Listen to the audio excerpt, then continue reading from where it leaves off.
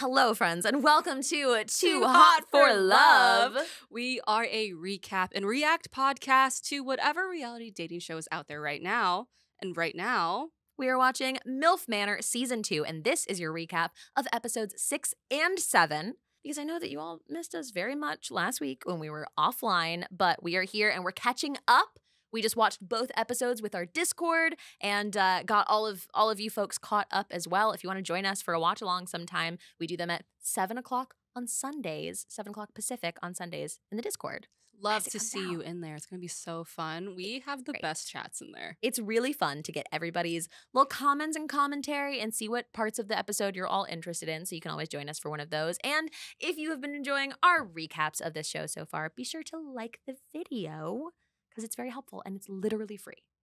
Follow us on all socials to see our fun social clips. Yeah, exactly. And then I put them right here. I put the lower third right there, and it tells you where to do that. Anyways, shall we get into some episodes? Yeah, sit back, relax, listen to this on the way from work, on the way to work and from work, because this is a long one.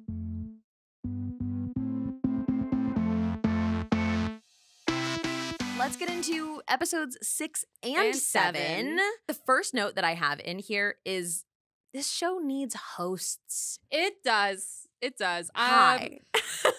The recaps are great. And then it just jumps into an episode.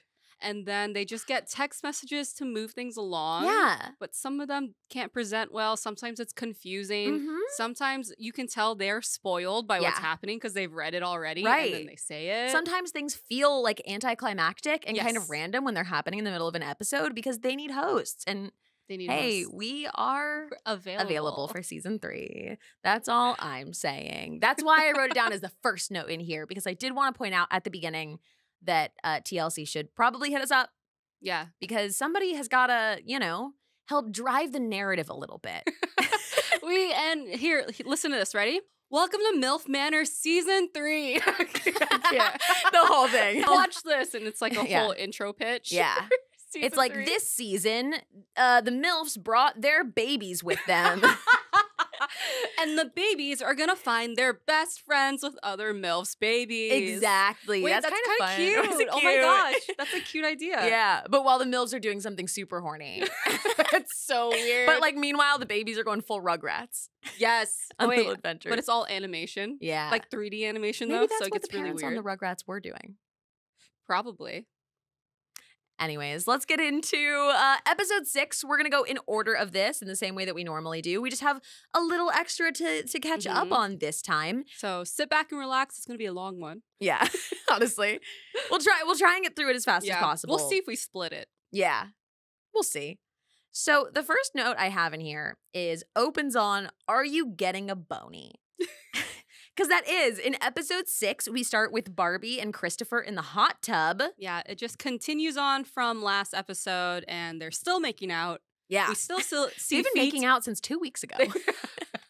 Oh, that's right. We did have an episode last week. They've been making out for 2 straight weeks. 2 straight weeks. Feet out and about, getting rubbed and touched, and still lots of toes. Woo.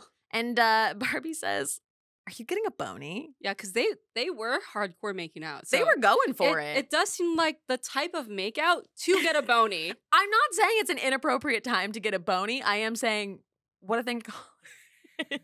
Bony. I love how unserious Barbie is. I do too. She's so unserious and I love it. You need it for a reality TV show. I really do think it is like, it keeps this season moving for me because, like, when there's things that are, like, really serious and dramatic and there's betrayals, which we'll get into later, it's really nice that there's just some good goofs. I just need a little break from everything mattering, and I do need some goofs, and I appreciate that very much. Like, so thank you so much for just giving us a laugh. It's MILF Manor, you guys. It can only be so serious. I don't know how serious it can get. How serious can you take this show? But Jacob would say otherwise.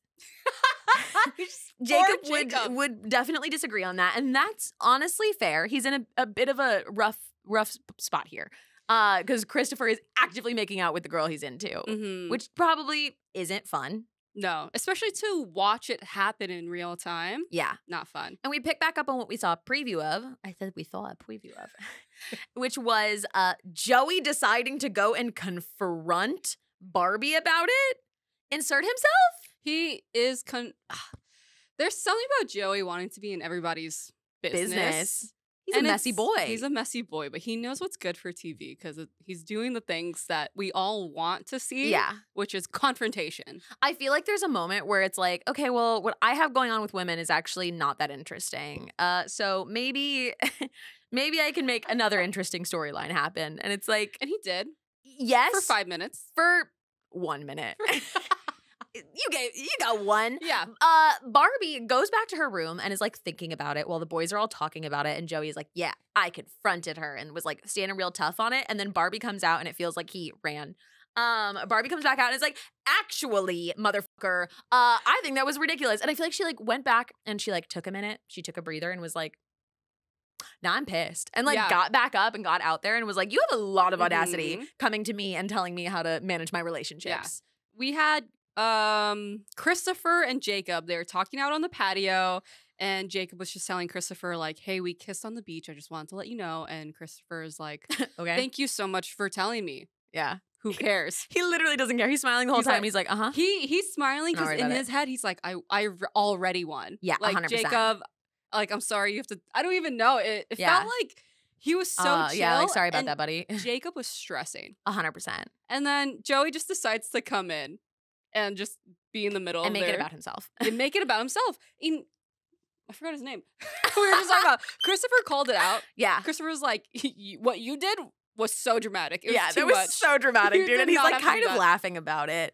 And Chris here says that he has done way worse with women who have boyfriends.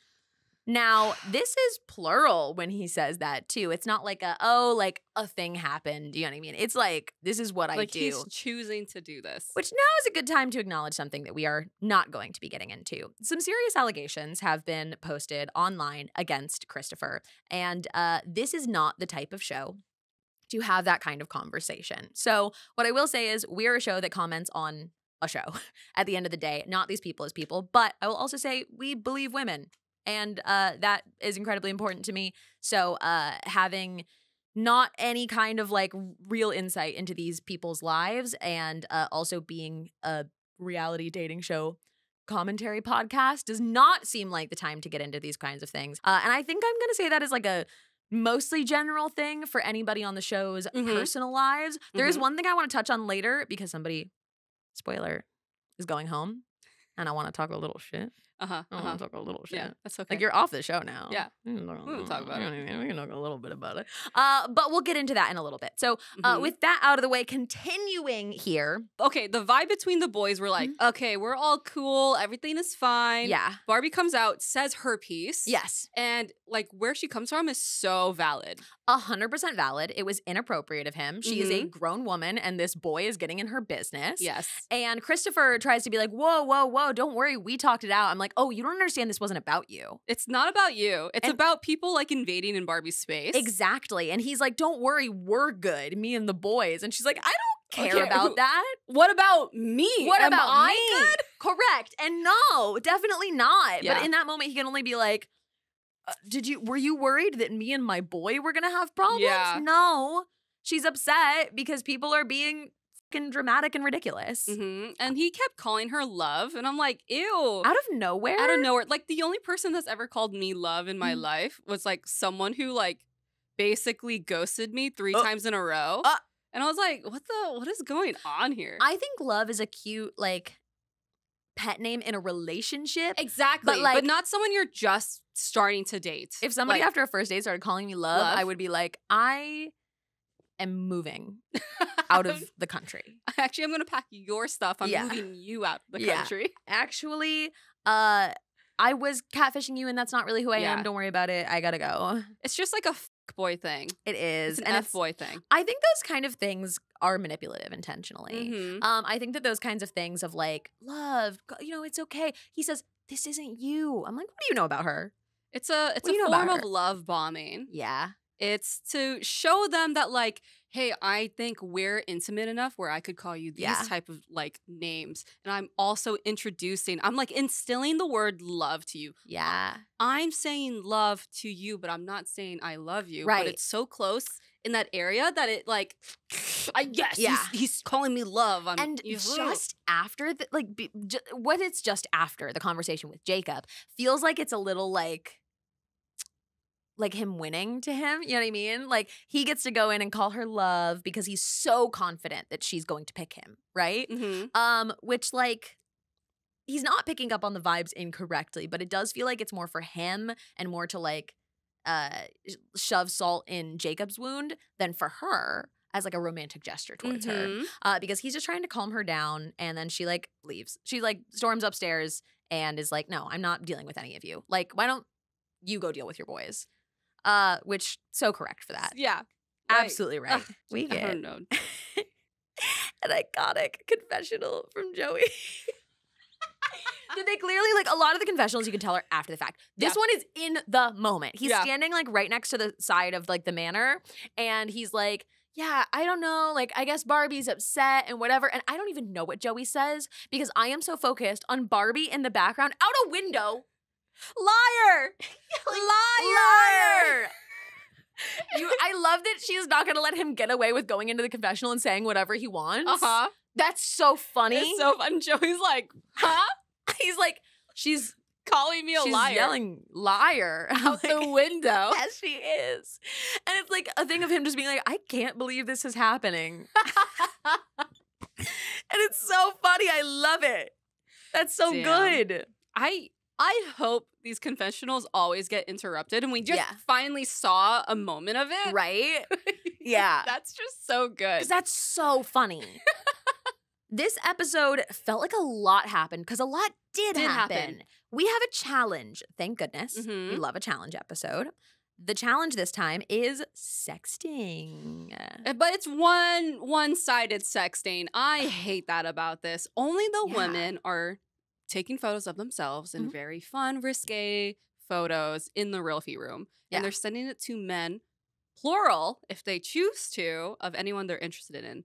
But it's not happening on the men's side. The men are not taking sexy photos and sending it to the women they're interested in. Why? This is the patriarchy at work. This is this is it. And it's like not that I even want to see them do all these sexy photos. No, but I like want it to be like, you know? It shouldn't be one-sided. It shouldn't be just expected of women. And there's like this thing where people are like, yeah, but like women take like artistic, beautiful photos of their bodies and like men send dick pics. And I'm like, yeah, learn to take a good photo. This could have been the perfect time for them to, I don't even know, have like a mini practice photo shoot of just themselves without like, I think that would have been great. Literally, Kelly Mack just learned what sexting is today. Oh, and her she can learn, so can you guys. You can learn to take something that isn't just a camera shot down your pants. And her photos were my favorite. They were so good. Honestly, favorite. Why don't we go like left to right here and we'll go through everybody's photos, which is like honestly not that far off from the order that it kind of went in.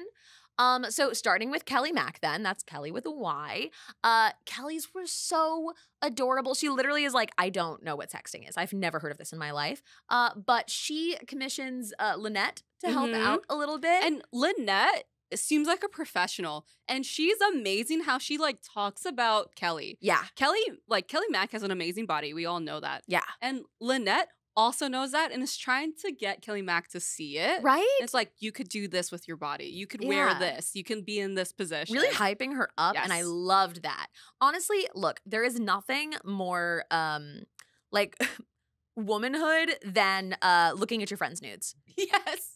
Than like helping your friend get bomb-ass nudes. You're saying to me that like how many women you've seen of just nudes before they send it to someone? Yeah, when they're like, is this a good photo? Yeah. Same. Should I send this? Do you know how many I've sent to my friends? I'm like, is this like too much? Yeah. Or is this weird? Like, should I crop this different? Yeah.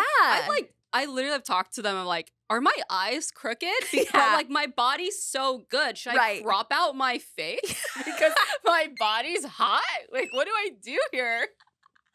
You're just sending it for notes. Yeah, it's literally for notes. Can I get some notes on this? For R1. Exactly. You send another photo and you're like, oh, I think it needs a second revision. Exactly.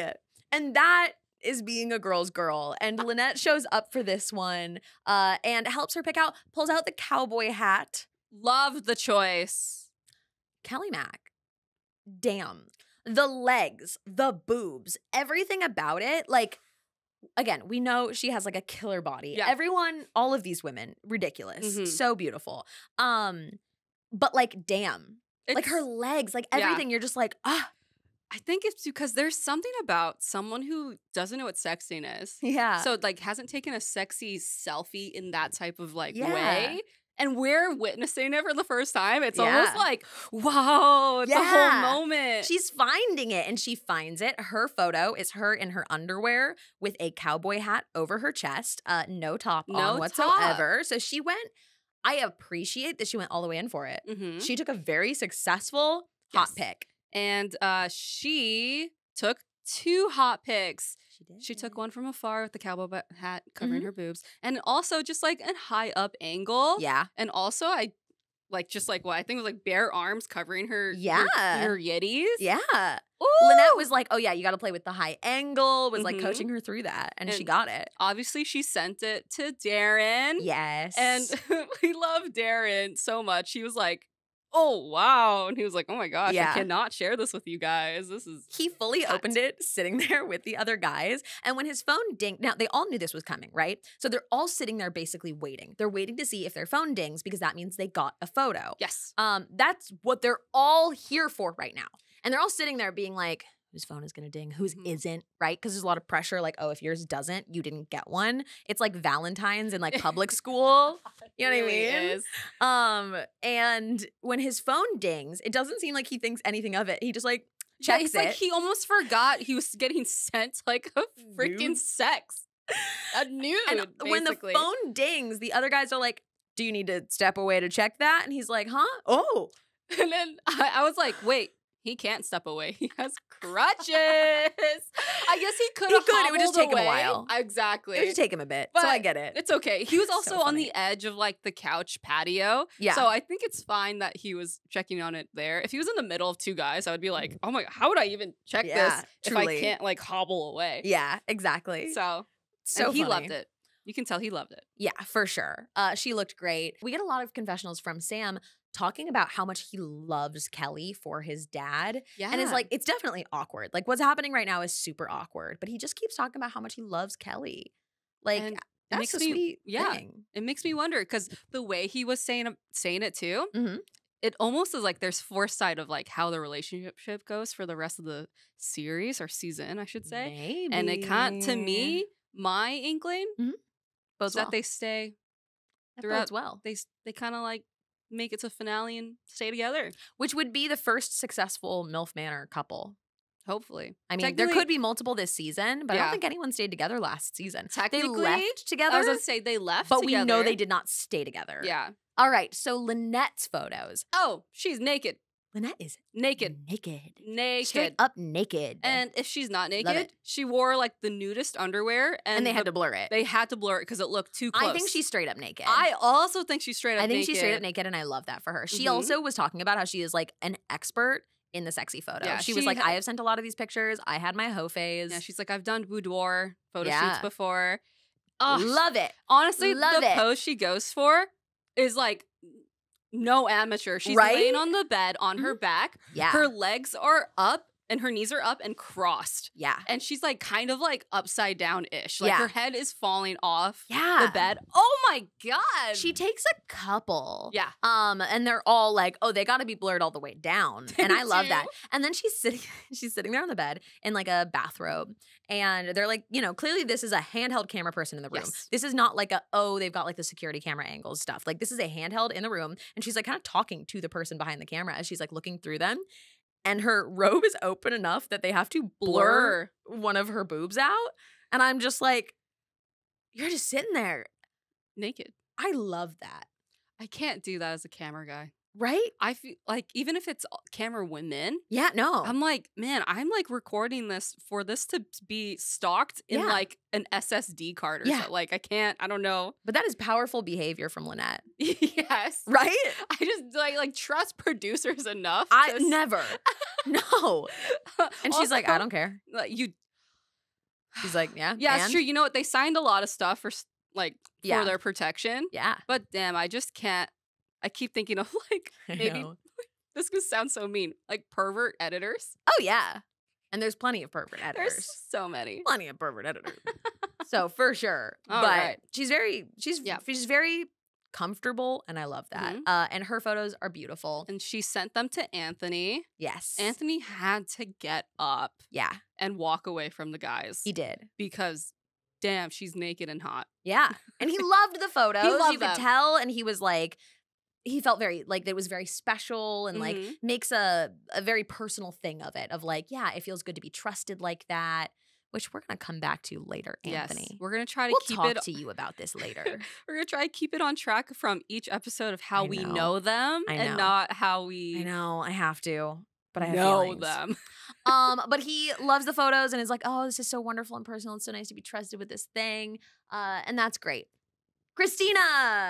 Christina, I expected more out of her just based on what she said about maybe just BDSM, her outfit that looks like a little black latex with some chokers, talking about handcuffs, kind of, in that preview, which we realized was not not really anything to do with it. Yeah. I feel like Christina is somebody who would really like to try BDSM, but not somebody who has done it. You know what I mean? Or has done it only with people who are like fully vanilla. You know what I mean? Yeah. Like she's the experienced one in it, and all the guys have never done it that she's been with, maybe. Because her idea of like kink is very like old Playboy magazines, and not in the like, oh, it's like classy, classic kind of thing.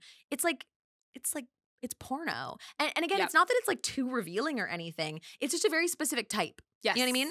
Where she literally gets like an Inspector Gadget trench coat. And which is definitely like just like a really fashionable coat from her closet. Yeah. But it's the classic thing, because you could like think of it in media of like people going and like opening the trench coat and there's nothing under it, right? So it's like, this is all stuff that I feel like you see depicted in media, and it's the platonic ideal of surface level like kink, right?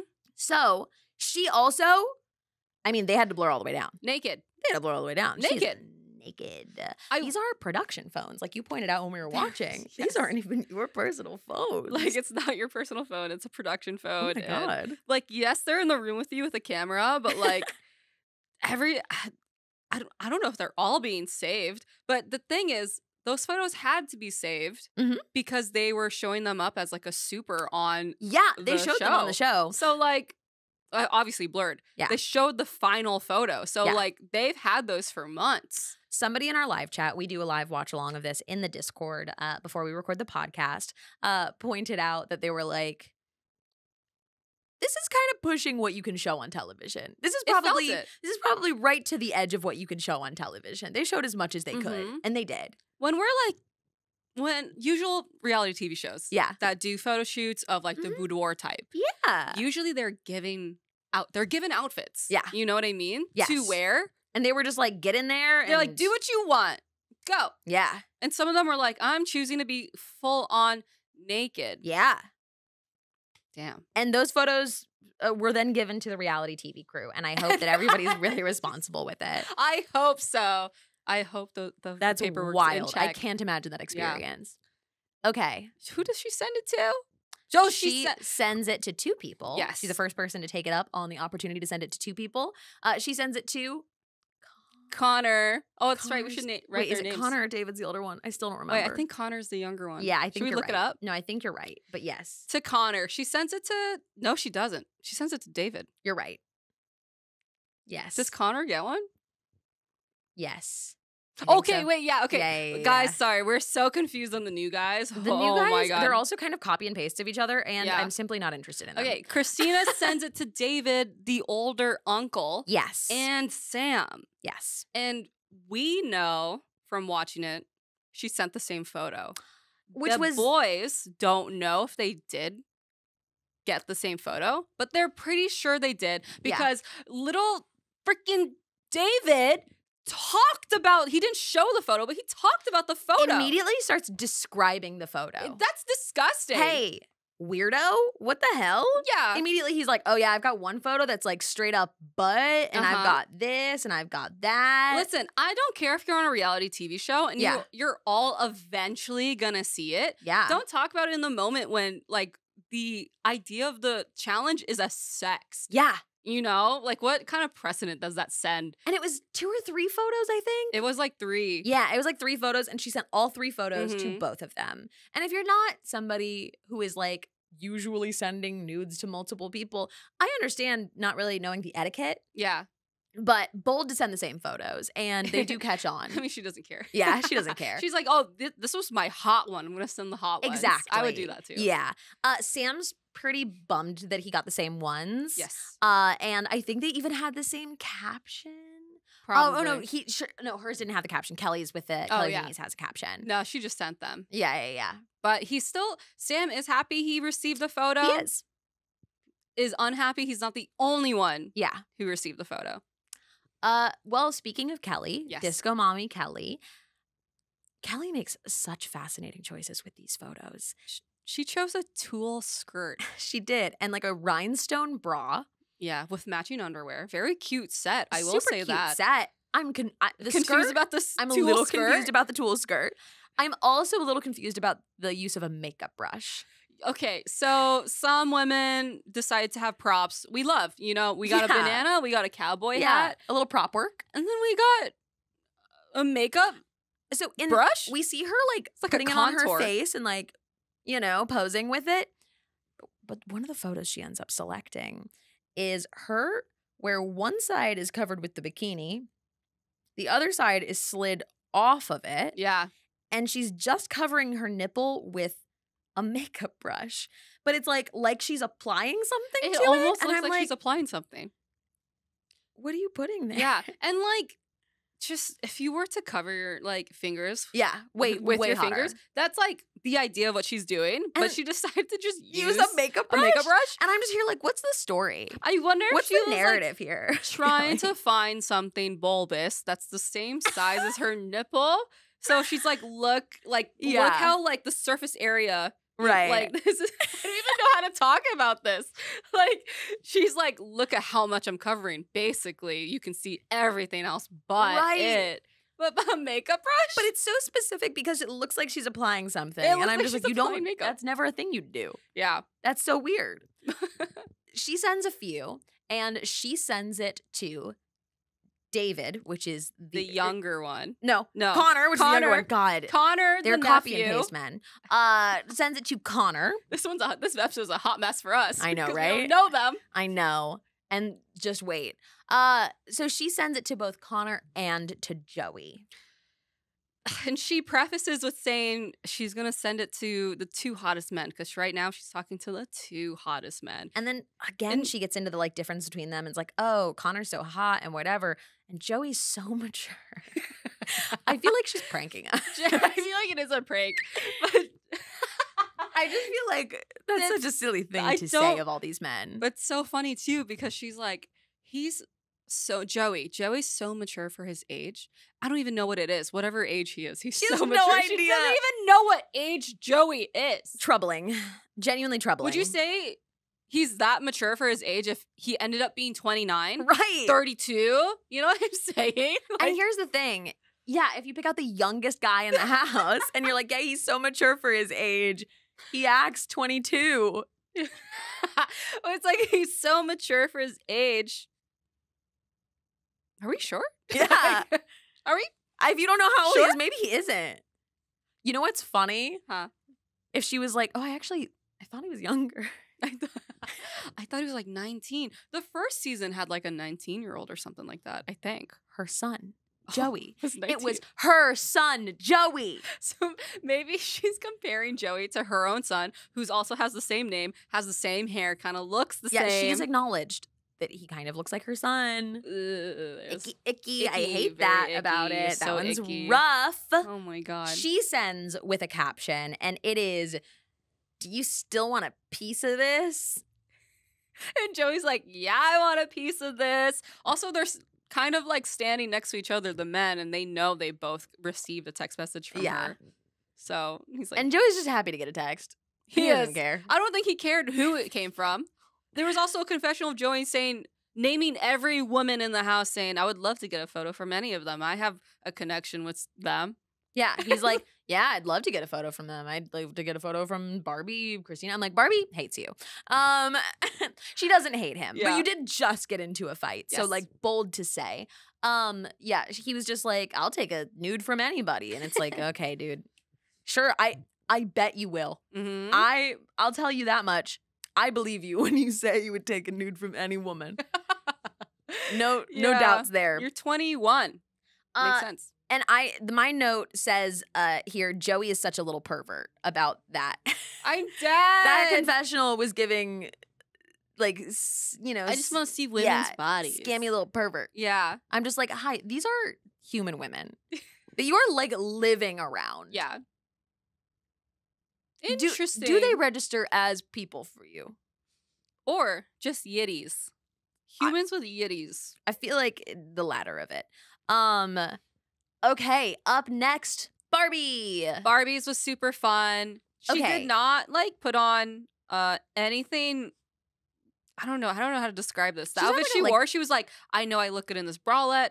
Yep. I know I look good in this underwear. I'm gonna put it on. Yep. And she super did. Chill. She looks great in them. Yeah. She was like, honestly, as the ex-stripper, I feel like they're expecting a lot and I just want to be silly. Yeah. And she takes out a banana. She's trying all these hot stuff. But then she's like, I don't know, man. It's a banana. And she puts it in between her boobs and it falls out, but she laughs. She thinks it's the funniest thing ever that she obviously looks over at like producers and the cameras people. And she's like, am I not being the funniest person right now? Like, this is hilarious. Right? And she's having fun. She's having fun. It. And she takes a couple that are like super suggestive. Like she literally puts it in her mouth. You know what I'm saying? It's a banana. Yeah. We all know what that means. And then it's like the third one is just like an intentional, like goofy. Like, you know, the like low angle You're of like it. Sticking your chin in your neck. Yeah. And like giving yourself like multiple folds and like making your eyes all crazy. Perfect. Literally so funny. So good. It's just what every single time she does something fun, silly, goofy, it's just what we need. We need it in this show. Thank you for the break in this. Now, Barbie has a big choice to make here. Barbie has obviously had a connection ongoing up to this point with Jacob and Christopher, and she says that this is really her opportunity to make a choice. It is time to make a choice. Mm-hmm. And she sends it to? She sends it to Christopher, and Jacob and Christopher are sitting next to each other, and Christopher is so excited that he gets to just brag about it right in front of Jacob. Yeah, he's reveling in it. And again, it's never about her. It's always about him and how he looks to other men. Yeah. Which is like, well, but she makes a choice, and it's for the best. And Jacob is like devastated. Mm-hmm. He's so sad about it, and it's like good to make it clear finally. This is the challenge. This is the show. So it's a weird way to do it, but like that's the point of the challenge. Mm-hmm. So she's just kind of following that. But everybody during this scene, I feel like in all of their confessionals, as the men are like waiting for it, they're all just like, I mean, yeah, like I'd obviously feel better about my connection with this person if they sent me nudes. Like, I feel like I would know if our connection was real if like, you sent me a naked picture of you, you know? What a crazy thing to say. Wild. It's like, I just wish it was like reciprocated. Yeah. You know what I mean? Yeah. Here's what, you know what would be fun? Let the women lead in it. If you get one, you send one. If you get one, you have the choice of sending one back. If you are interested back. Have to. They're gonna. If the women have to? The men should. Yeah. Well, I guess if somebody sent it to you that you weren't interested in, that would be kind of weird. So I see what you mean. Do you know why I say that though? Mm-hmm. Because our next woman, Crystal, sends it to Stacy. We'll talk about her photo shoot, but Stacy is so obviously not into Crystal. Before the challenge, they had a conversation. Again, just the same thing about how she's interested in him, and he had a bunch of confessionals about how he's just kind of like not really ready to date.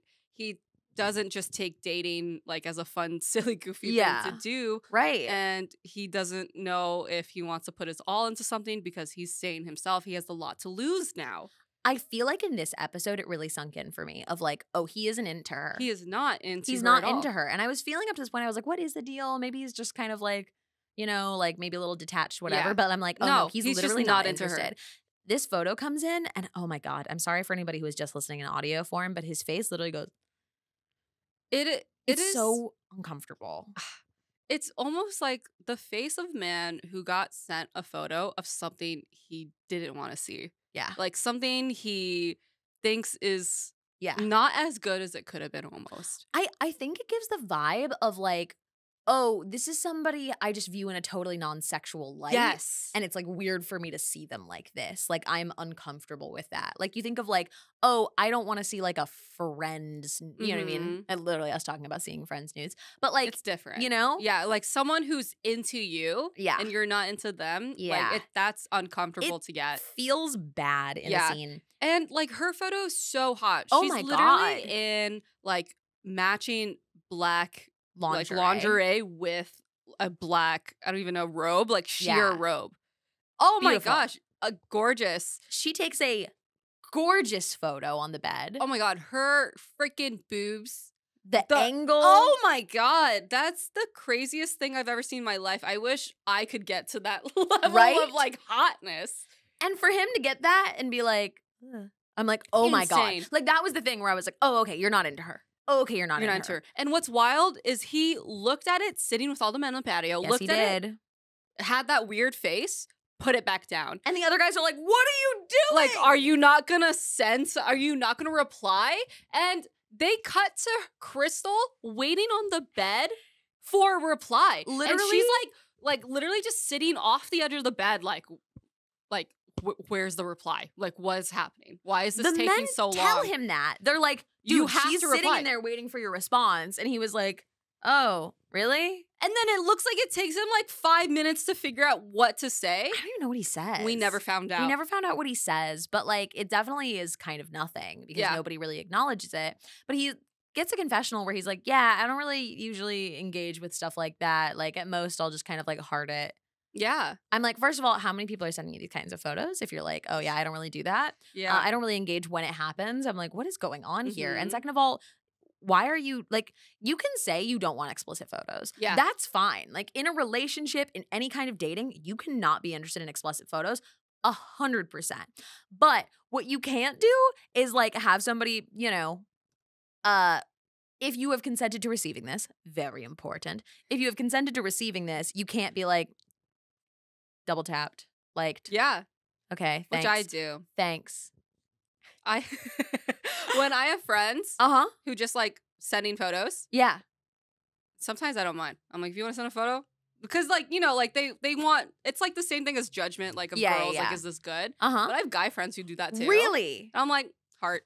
Yeah, it's great. You're never going to get something back from me if that's what you're expecting. Okay. You're never gonna. Yeah. But like, yeah. Yeah, no. Thumbs up. I feel like I give off a very do not send me photos of your body energy. I think I give off a very do not ever do that energy to men. The thing is, the men who send it to me, I guess women, they know I'm okay with it. Yeah. And they know I'm never going to send anything back. Yeah. You know, it's like a fun surprise. But like if we have never explicitly talked about doing that with each other, do not fucking send a single thing. Good Lord. But if you have consented to receiving this and you are interested in somebody, do not just like it. I know. It's like I would die. Actually talking to someone. I would die. I would die. It's the first photo too. It's not like, oh, okay, you've seen this a lot. Like, it's the first photo. You do a whole photo shoot. You do like a beautiful boudoir photo shoot for them. They're the only person getting it. And he goes, and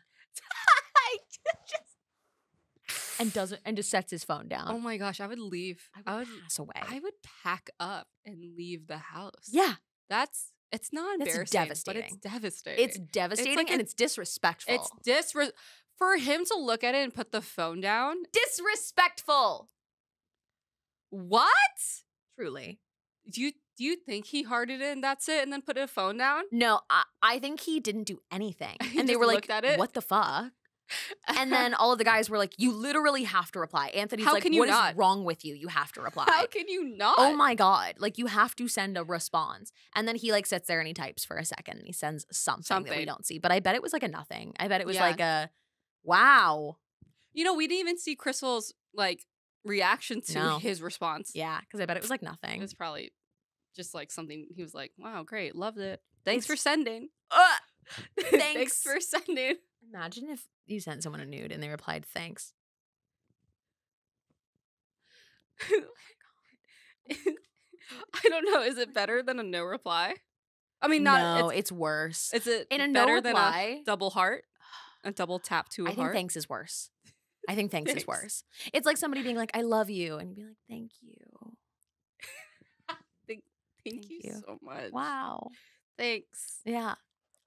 Here's an embarrassing story of mine. Oh. I said, I love you to somebody first that I was dating many years ago. And we'd been dating for like a while. It had been like 9 months at this point, and we hadn't said I love you. And I said it. This person looked at me and said, that's very sweet of you. And then I jumped off of his apartment. I didn't. I'm here. Yeah. It's good. Brutal. I will never be taking a risk again. That's so funny. I will absolutely never be taking any risks ever again. Thank you very much. That was my last one forever. For me, I don't remember if I've ever like say it first, but I've definitely ruined the moment a lot. So, like, okay, so my current boyfriend, the way he said I love you to me, he literally wrote a song. Was it good? It was good, actually. It was like on piano. That can go one way or the other. We have seen it on Love is Blind. Yeah. He wrote a song on piano. Very short. It wasn't like a full song. Good. Like, short is good. When you sit there for a full ballad, you're like... Long is bad. Yeah. Long would be bad. I knew he was writing it. And, I didn't know what it was about. But I knew he was writing it. And I was like, I bet you anything. The way he's acting right now, it has, at the very end, I bet you, I love you in it. Oh my God, you knew. But I remember like sitting on the couch and going, do you want to sing this song to me next week? Because it's important that it happens next week for, I forgot what reason, but like next week was like a big week. He goes, yeah. I'm like, just sing it to me right now. Who cares? Sing it right now. Say it. He goes, no, I don't want to. I'm like, why? Is it because you're going to tell me you love me in it? I'm like, is it? Because you're going to, he goes, yeah. I'm like, I love that you couldn't let him have it. I love that you couldn't let him have it. He goes, yeah, I love you. And I'm like, oh, I love you too. Oh, cute. I fucking ruined it. But then I made him play it right then and there. Yeah. I was like, fuck next week. Tell me right now if you want to tell me right now. Right? You don't have to wait a week to tell someone you love them. But if the song was bad, would have been over. No. I would have been like, yeah. Oh, so sweet. I've had men send me bad songs. Oh, for sure. I got a whole album once of bad songs. Holy shit. Yeah. Good for you. 15 tracks in a Dropbox folder. Wow. Not one banger, I'll tell you that. I'm dead. Anyways, this is your little intermission on our dating stories. Yours was it's successful. Yes. That's so sweet. That's so nice. And a fun amount of power. Yeah. Tell me right now. That you got there. I love that. Tell me right now. You do not have to wait a week. We already know how we feel about each other. We see it in each other's eyes. Right. Okay? My general advice would be don't do a song. Yeah, that's also my general I would say advice. for like 99.9% of people, a song is a bad idea for like professing feelings to a romantic unless you're partner. Like, if you're Ed Sheeran, go ahead. That's that 0.1%, baby. That's that 0.1%. You can be in that 0.1% if you are, I guess, Ed Sheeran. But other Charlie than that, Puth. Yeah. You know, the 0.1. But like, other than that, maybe don't. I don't know. I would just say it's risky. I would say it's very risky. I just picture the guy with the ukulele from Love is Blind. And it's, most are like that. I just want you to know most experiences go like that with a song. Most are not this. So bad. Very rare. Okay, let's get back to it. Oh, right. That's such a brief long intermission. Tangent. Okay. So I have a note here that says the dads talk. I don't remember what that's about. But oh, you know what I think it was? It's breakfast the next morning. I think it was that. Oh, where literally, like, you could tell a producer was like, hey, you guys want to talk about yesterday's challenge? You know, whatever. You want to talk about those pictures a little bit? Oh, but I guess that was next episode, though. Oh, yeah? You're right. Yeah, that was. Is it? Because then. Oh, I guess the next morning, yeah. Yeah. Okay, never mind. Okay. Forget that Never note. mind. It's not that. We're passing that note. Doesn't happen. The next thing that happens pretty close to all of this. So let's just really quick. Who got a photo? Oh, right. Okay. So Stacy got a photo. Anthony got a photo. Joey got a photo. Sam got a photo. Darren got a photo. Christopher got a photo. And David and Connor got a photo. So that leaves out Michael, Ashley, Jacob, and Miles.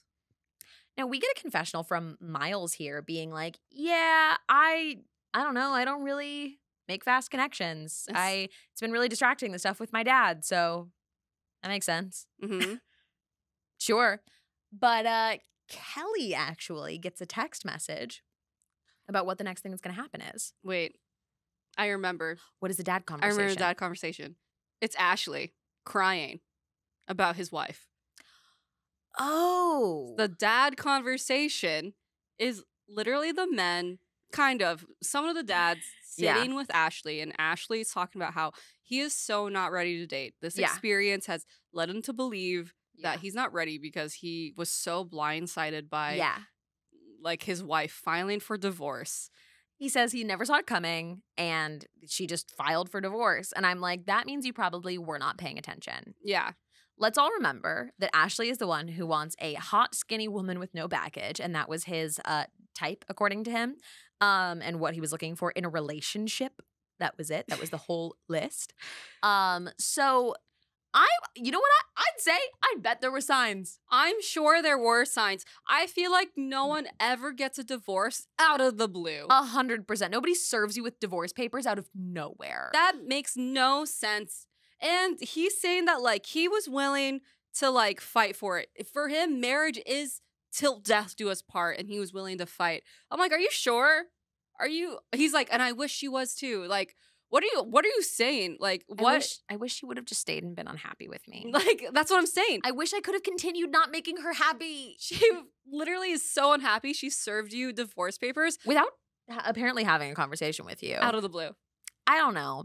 I feel like whenever you hear those kinds of stories, it just means that man was like so unbelievably oblivious to someone else's happiness and just like not paying attention. That's how I see it too. Yeah. That's someone who's not paying attention to the wife who probably always like folds your clothes, cooks you dinners, cleans the house. Right. You know what I mean? And is like, weird, I don't know, her dinners tasted the same. Yeah. Have you ever seen the have you ever seen the Jennifer Aniston movie with, I forgot what's his name? It's called The Breakup.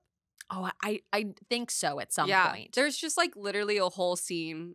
Vince Vaughn. Yes. It's her talking about all these key points and him being like, I literally have a job for you. I'm trying to like make sure, you know, we have a financial success. What do you expect me to be good to you too? Yeah, it's like, I'm sorry. If you guys were to break up, are you no longer going to have that job? Yeah.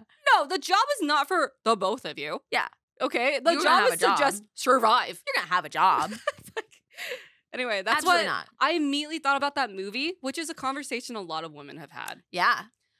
When Ashley was saying that, when he was like, oh, it's just so out of the blue. I just couldn't believe it. It was out of nowhere. And he's like doing the cry, but there's no tears. Yeah. I don't know. I don't trust it. I'm sorry that you're like going through a lot emotionally. Yeah. But I just feel like you have to dive in a little deep to figure out why you were served divorce papers out of the blue. You are not ready to get into another relationship if you do not know why your last one ended. Yes. If you cannot figure out why your marriage ended, then you have to do some work before you get into another one. Because how do you do a new relationship? How do you not repeat the same mistakes? How do you make somebody happy if you couldn't figure out like where, even if a divorce isn't your fault in it, like a lot of things are usually somewhere in the middle of things, you know? If you haven't figured out your part in it. Which I will say, I don't know if the word's respect, but respect to him for realizing that he's not ready to date. He's realizing it, but not like, and I'm going to work on myself. Yeah, you know what I mean? True. He's not ready to date. Yeah. Or is he saying that because he doesn't want to be on this show? Because he didn't get picked. Because like if a woman was so into him and he was so into that woman, would he have stayed and loved the experience? Maybe. And maybe he hasn't made a connection because he genuinely isn't, you know, really ready to put himself out there. Yeah. It has only been 9 months since his divorce that apparently blindsided him, that apparently he wanted to keep working on. Yeah. So like that's fresh. It makes sense to not be ready for it. But I hope you find your happiness, and I hope yes. you figure out what situation went wrong, and if that means working on yourself, which every situation means working on yourself, yes. I hope you do that, Ashley. Well, he's going to have some time too, because Kelly gets a text message that says people who did not receive a sexy picture are going home. Goodbye to Michael, Ashley, Jacob, and Miles. Dude, there is one. Miles is just like, man, it kind of sucks, but Christopher and Michael are like hugging and sobbing. Dude, Michael's not even sobbing. It's just Christopher. Yeah. I think in the beginning he kind of is, but like he gets it together. He gets it together, and Christopher is really struggling with it. He's like crying his freaking eyes out. Yeah. Tightly holding Michael, his dad. Is like, I had such a great time here with you, Dad. This sucks that you're leaving, blah, blah, blah. That's kind of weird to me. Yeah. And he's like, we have a lot of memories from this. You know, we got to do a striptease together. And he's like sobbing saying that. It's like, hey, listen. That was supposed to be weird for you. That was designed to be weird and feel uncomfortable. You were not supposed to be like, man, I really did love doing striptease in front of my son. I'm so glad we've shared this memory together. That was supposed to make you feel uncomfortable. Why didn't it? I'm just wondering. Yeah. Why didn't it? Also, why are you sobbing that hard?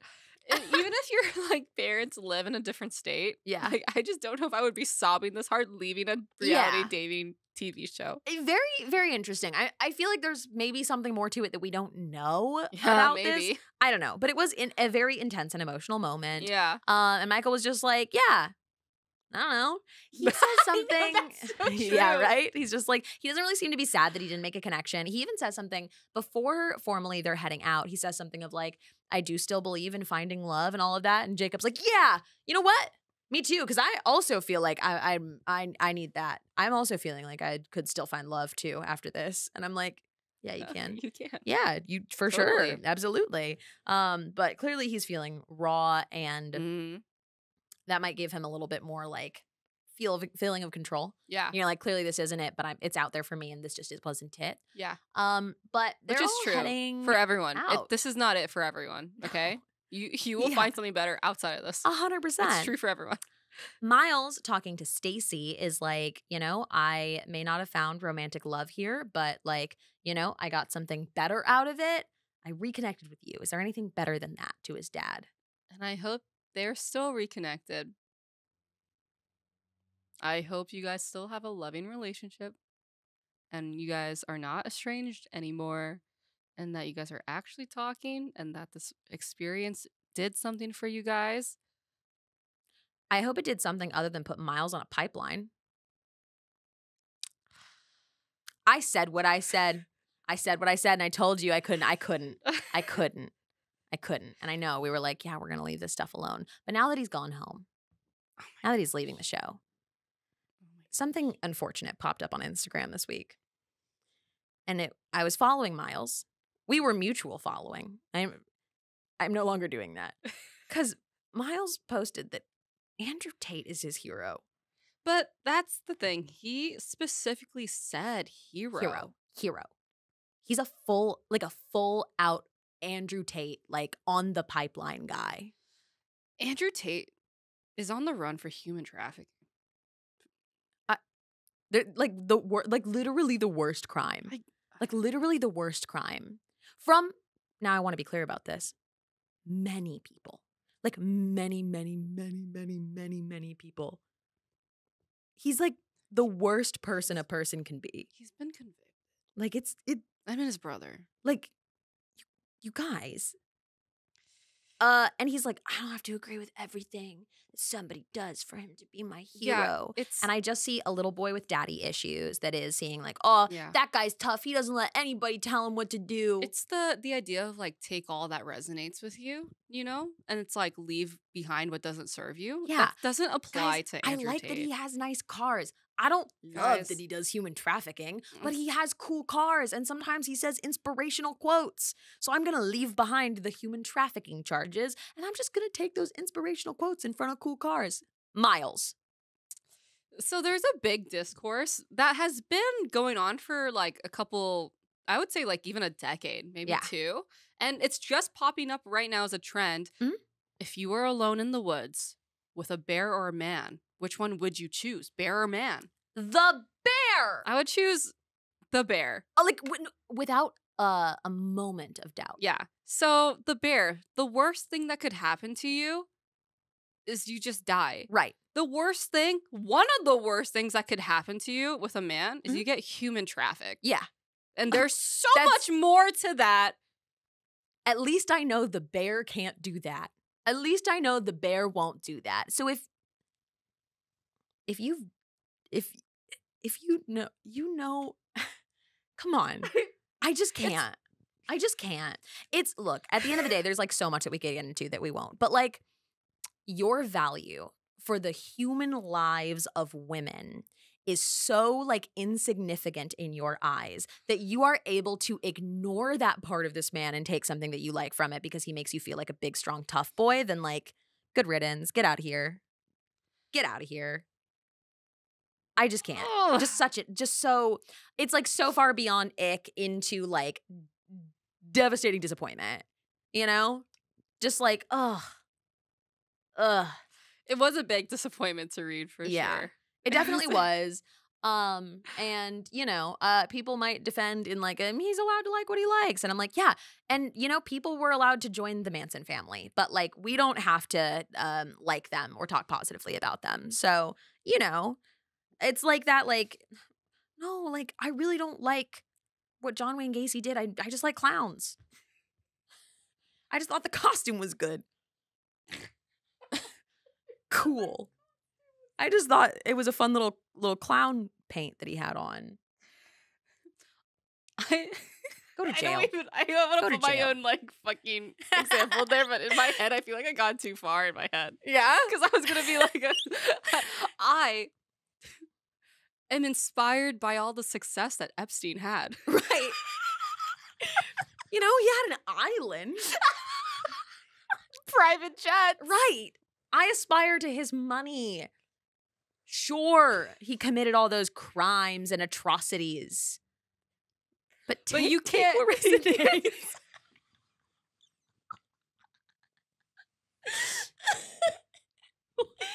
Anyway, so that's the end of the episode. Yeah, that's the end of the episode. These 4 guys leave.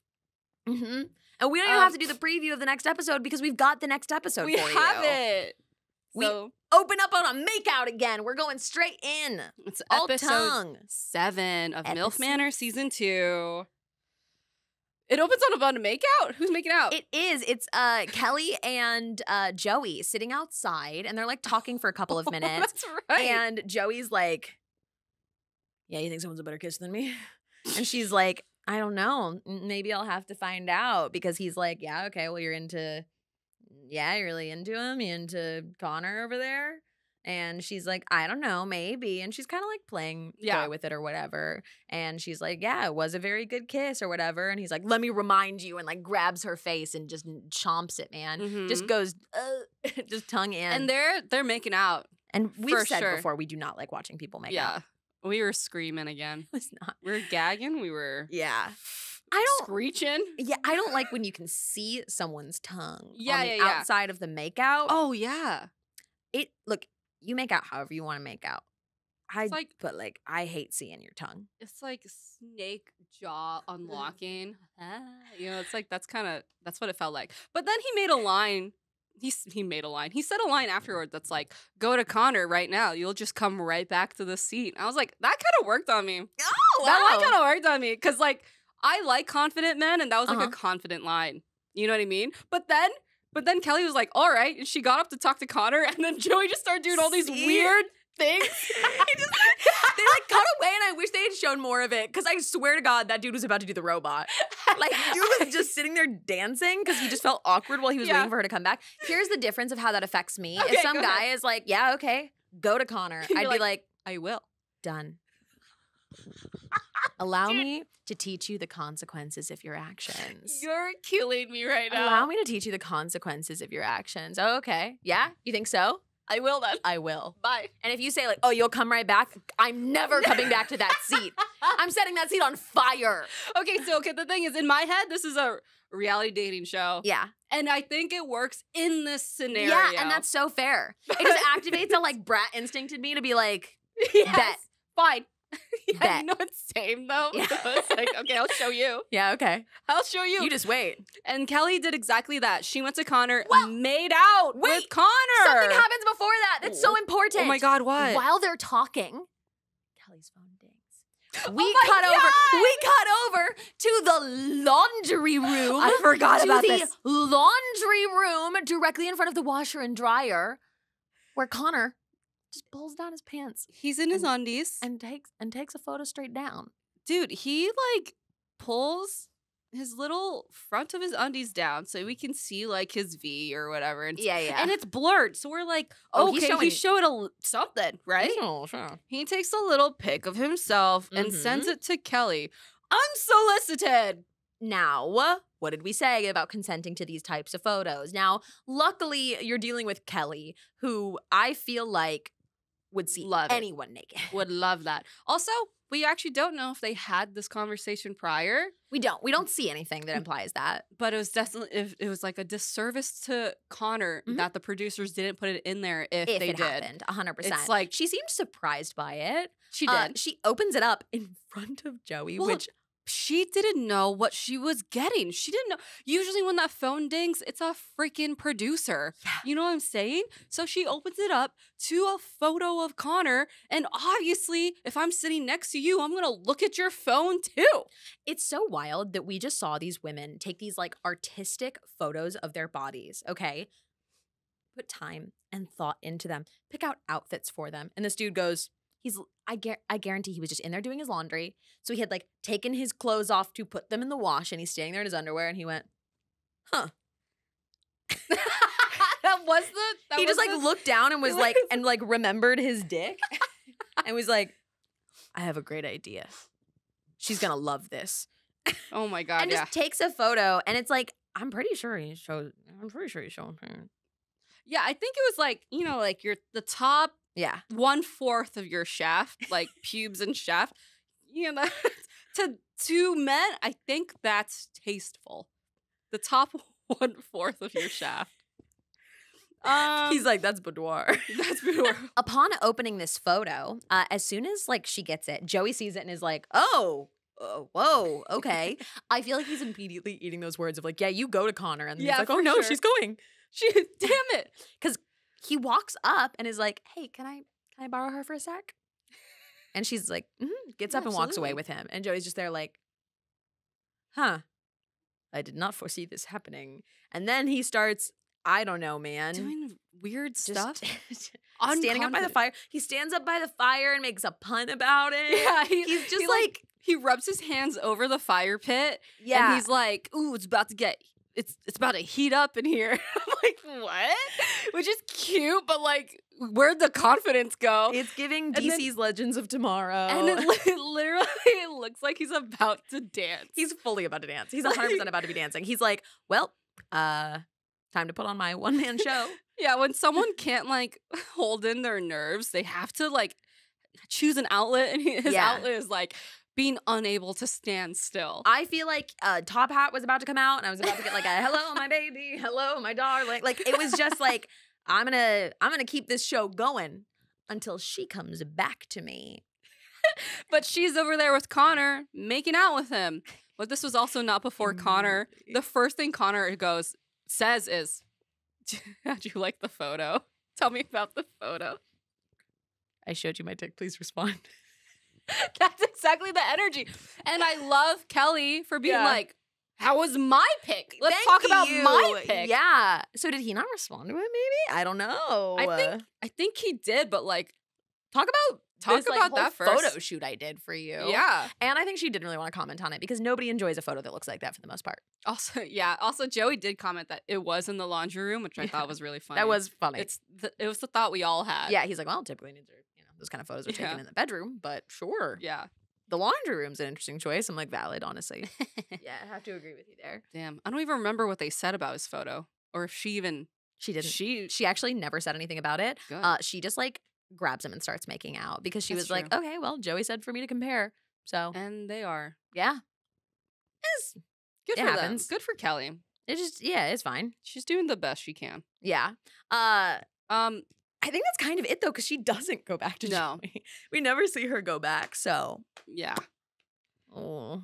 And then next in my notes is Stacy talking to the guys about just dating. Yeah. And like, it's the same thing, I think, of him being like wanting to take things slow, not really dating. He's just not into her. He's just not into her. I'm Basically, so sorry. the show is making an emphasis on Stacy not being into Crystal. Yeah. But not actually saying that. Yes. 100%. The next thing I have in here is like the next morning too. Yes. Which I just have a thing that Kelly Mack was doing Christina's makeup, and it was just really cute. Oh, so cute. It just looks like they're having a fun little time. I love seeing just like the girls hanging out amongst each other. Love it. We didn't get any of that last season, and I feel like that was really kind of sweet and cute. I feel like there's a little more connections in the house between the people. It does feel like these people have like bonded, both like bonded positively and also developed like big negative relationships too. Yes. But it does just feel like there's more between the people in the house. I bet they were there longer. Probably. This feels longer, you know? I believe this season is longer, so it would make sense. And the next morning, while everybody is just kind of sitting in the kitchen, again, very unceremoniously, which is why I say you need hosts, specifically 2 young, cool, hot women to host this show and be the people that are standing outside welcoming in these 2 new women. Oh my God. Everyone is looking crusty in the kitchen because literally everyone woke up. Yeah. You know what I'm saying? You're going to be crusty in the morning. And like 2 women in the hottest dresses and the highest heels. They're in very much like club wear, you know? And it's like 9 in the morning, clearly. Yeah. And they walk. It's probably even earlier. Yeah. They walk in. They're like, hello. And everyone's like, wait, again, you've just got people wandering into the house. And they have to introduce themselves. Yeah. This is Rebecca and Shauna. Rebecca is half Italian, 48 years old. Yeah. And she made it a point in her confessional to talk about how she was with someone who was 13 years old, 17 years older than her. And she was just like not feeling anymore. The connection wasn't there as they grew older together. And she ended up cheating on him. And that's kind of how it ended. But she said it was for the best and she doesn't feel good about it. Yeah. But now she's looking for a new beginning. Yeah. And Shauna, we don't learn a ton about her personal life, honestly. Here's what we do learn. She was married for, I want to say, 18 years. We do learn that. So she was married for 18 years and there was infidelity on his part, actually. And she has 3 kids, I think. And one of them, or I should say 2 of them are like 18 years apart or something like that. When she came it's in. Not 18 years. It's like probably like 10. Yeah, but like 10 you know. Years apart. Also, she's 44. Shauna's 44. When she came in, I was like, there's no way this is a MILF. Yeah, she looks 30. She looks so young. So young. She's incredibly young. They're both beautiful. Even Rebecca looks incredibly young. Yeah, both of them look really young. That like I thought they were doing a thing of like, oh, and now we're bringing in younger women. Yeah. But like we made the joke of, oh, these 2 MILFs have 1-year-olds. That's how they're MILFs. Exactly. On the show, 30. Shauna is tall and has like a very model physique to her. And she has like the really beautiful, sleek, long hair with like the perfect gray streaks right in the front of it that are just like, damn. Hot. Damn. Wow. I'm sorry. She takes the #1 spot of hottest woman for me now. Yeah? Yeah. It's also the way she like holds herself. Yeah. She's very just like chill and like she doesn't so far have the personality of like being on a TV show. Yeah. I think they brought her on because they needed like a change of vibe. Yeah. They needed a different personality on the show to break it up. I wonder if essentially they do their initial casting, right? And they book all of the people and then they do like a B cast that's like if somebody drops out, you know, like they like hold the dates with them essentially. And it's like if people drop out, if this happens, if this person doesn't work out, we really liked these people and they like hold the dates and they like don't really plan too far in advance. They kind of see how things are going and call upon, because it does feel kind of random. It does. Like the in and out of this season is a little much, and I hope it's less next season, because like it's a little too much. There's too many people coming leaving, and going. too many people coming. Yeah. And also, I thought we were done with more women coming. I thought like Kelly was the last one. Yeah, because that was like The a only fun one. twist, because we've had more men arrive, but like Kelly coming in and being from season 1 was a fun twist. Yes. But now these 2 more random women are coming in, and they're bringing in 2 more women, and this is cruel to me. The day after they got rid of all the single people, which means these 2 women can only possibly make connections with people who are already seeing other people in the house, which is wild. Wild. That's cruel That's of good the producers TV. to do. It is. It's just like, oh, so they left because they weren't making connections. They might have made connections with these people as they were coming in, and instead for these, and it's like cruel to these girls too and everybody in the house. Unfortunately, it does kind of bring out the worst of like everyone, all ages, all genders. It brings out the worst of. Like, it is crazy how the much it flips the house. The women suddenly didn't become girls. The men are suddenly like perverts and like they're freaking double taking other women. They're weird little second dogs. guessing their own relationships. Truly just weird little dogs, because a woman walks in the house and they don't know how to handle it. And you cut to the boys and they're all like, "Auga!" You know what I mean? And all the dads are like, I guess I kind of have something going on with somebody, but like this is a dating show. Yeah. Stop. Okay, you really weren't feeling that way last episode when you were like, I hope that this means something when she sends me a photo. How interesting that now you're like, guys, it's a dating show. It's about dating around. I want to start with Shauna talking to Stacy. Well, you know, like the 2 new women are talking to everybody. Yeah. But they made it a point to show us Stacy having the best time talking to her, laughing the loudest, folding over as they talk. It really contrasts, like, oh, you were not into what you had going on with Crystal. Yeah, it really does highlight that. We didn't really see him like this with Crystal. Yes. And even if they're picking and choosing scenes, this felt so different. And he even walks into the room with the men of like, woo, gonna need like a drink or something like that. They all turn into like pigs. Yeah. Truly. And Crystal's in the same room on the other side being like, why? Like, why? What? For what? And he's like, oh, come on, you know, whatever. Like, ew. Yeah.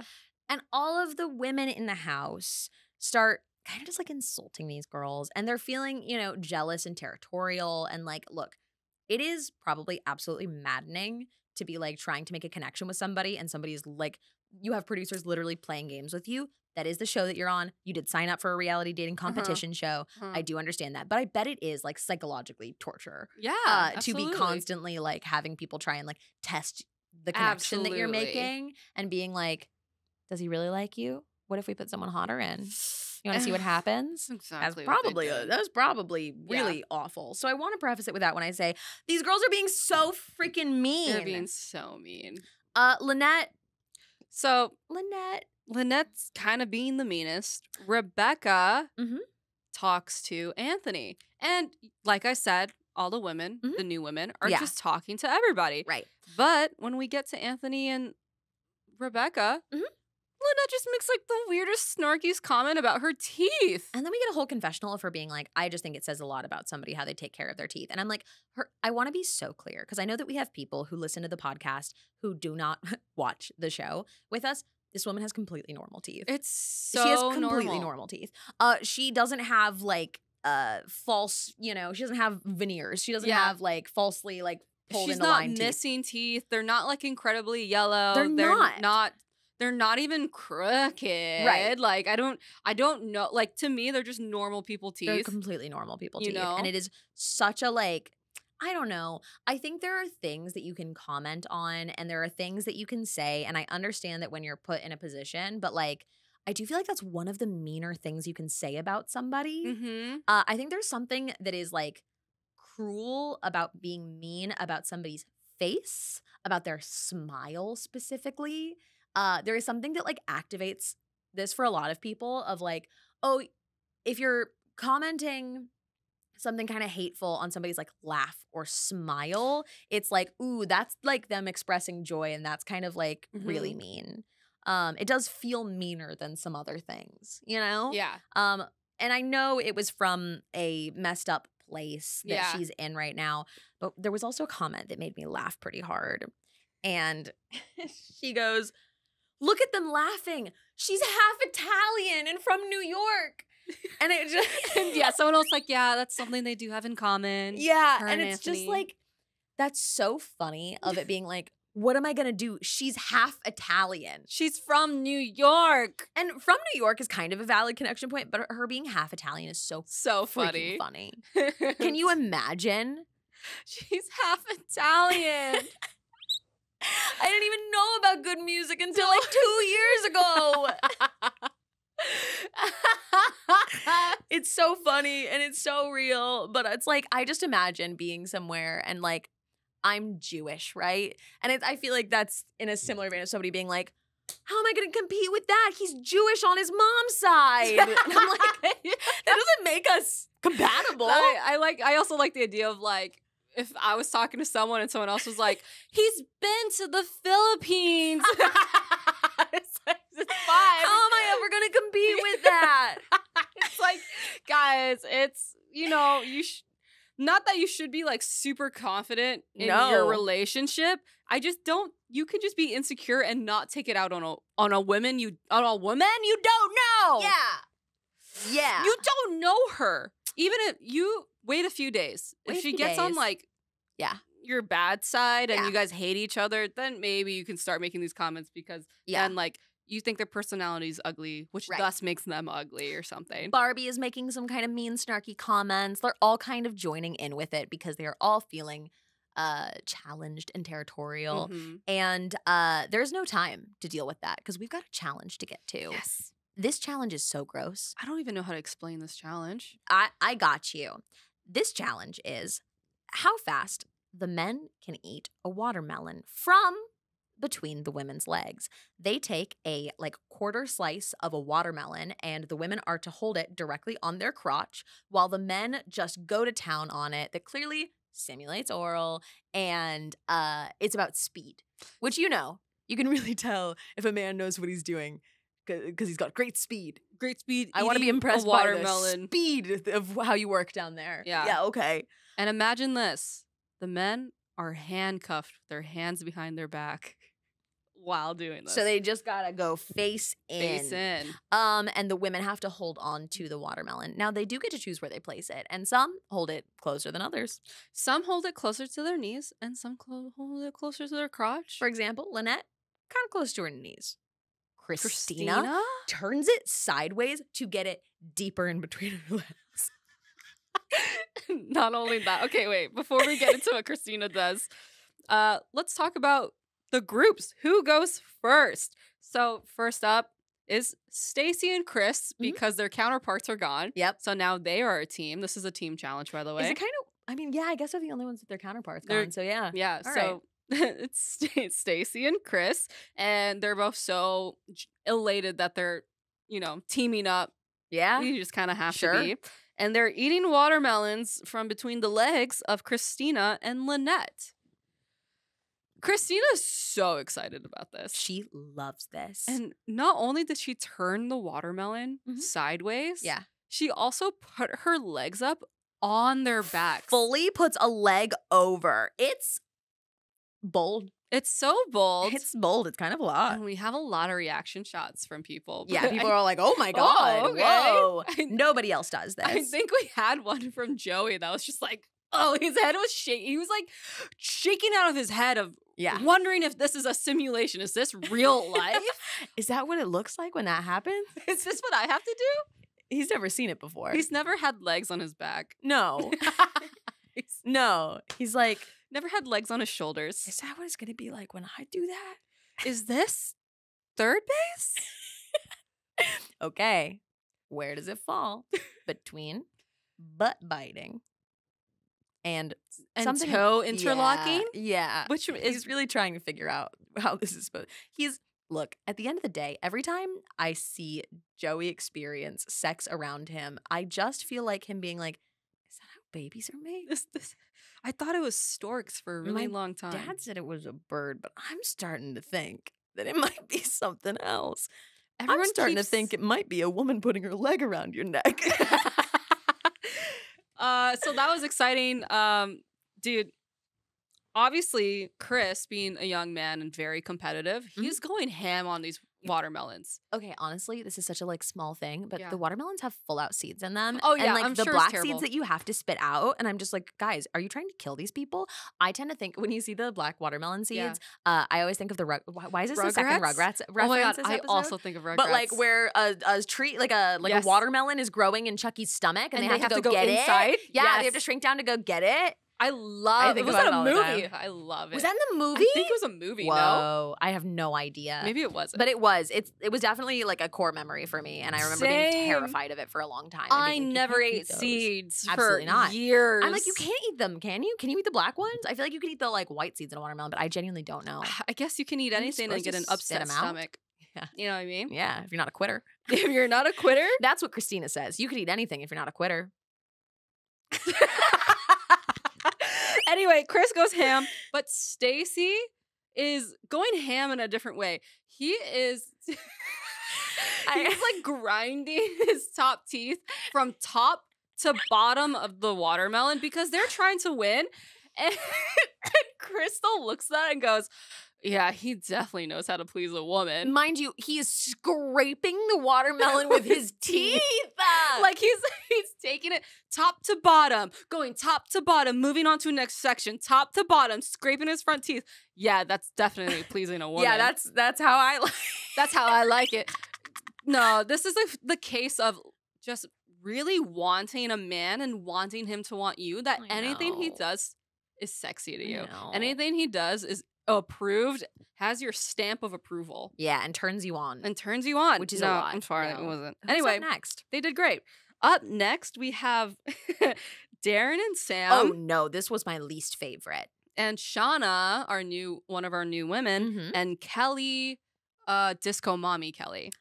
Listen. Remember, guys, Darren's in crutches. So they adjust the challenge for him. They're like, we can't put you in handcuffs. You're going to need to be able to use your hands. We can't put you on your knees. Yeah. They have him standing up, essentially, and her holding the watermelon behind her head. Yeah. So the weird thing about this challenge is the way they have to stand when they do it.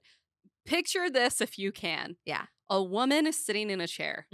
One guy is kneeling in front of her, eating the watermelon. Yeah. As another guy is standing behind her, waiting for their turn to eat the watermelons. Which I don't think really processed for me that the other person was standing there watching until Darren and Sam. Because Darren the whole time is cheering him on. He's like, come on, boy, eat it, get it. Yeah, that's how you do it. Coaching him through. Yeah. That's how you do it, son.